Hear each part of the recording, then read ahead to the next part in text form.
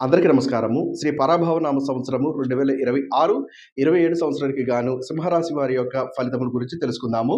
అష్టమ శని ప్రభావం ఉంటుంది. ఈ కారణం చేత అందరం చెప్పడం కష్టమైనప్పటికీ కూడా కొందరు మోసపోవడం లాంటిది జరగవచ్చు. చాలా జాగ్రత్తగా ఉండండి. కష్టపడి పని చేస్తే ఫలితం ఖచ్చితంగా ఉంటుంది. జన్మరాశిలో కేతువు, 7వ స్థానంలో రాహువు, అష్టమ శని కారణంగా కొన్ని సమస్యలు తప్పవు. చేసే పనుల మీద శ్రద్ధ పెట్టుకోండి. నిరాశ ఉండవచ్చు. దానిని మీరు వదలాలి. వ్యాపార విషయంలో సొంత నిర్ణయాలు పనికిరావు. కొంచెం అనుభవం ఉన్న వారిని సలహా తీసుకోవడం మంచిది. ఈ రాశి వారికి పురుషులు అయితే వారి భార్యకి అనారోగ్య సమస్యలు రావడానికి అవకాశం ఉంటుంది. శుభకార్యాల కోసం అప్పు చేయడం ఎక్కువగా జరుగుతుంది. జాతక ప్రకారం గురుబలం ఉండడం కారణంగా వీరికి కొన్ని సమస్యలు ఉన్నప్పటికీ కూడా తుది ఫలితం బాగుంటుంది. మంచి ఫలితాలైతే చూస్తారు. స్థిర, చర ఆస్తులు లాభం కూడా కలగడానికి అవకాశం ఉంటుంది. ధనలాభం కూడా చూస్తారు. కానీ అష్టమ శని కారణంగా కొంత ఆలస్యంగా పనులు అవుతాయి. దాని కొరకు మీరు ఆలోచించకుండా మీ పనిని మీరు చెయ్యండి. ఖచ్చితంగా ఫలితం ఉంటుంది.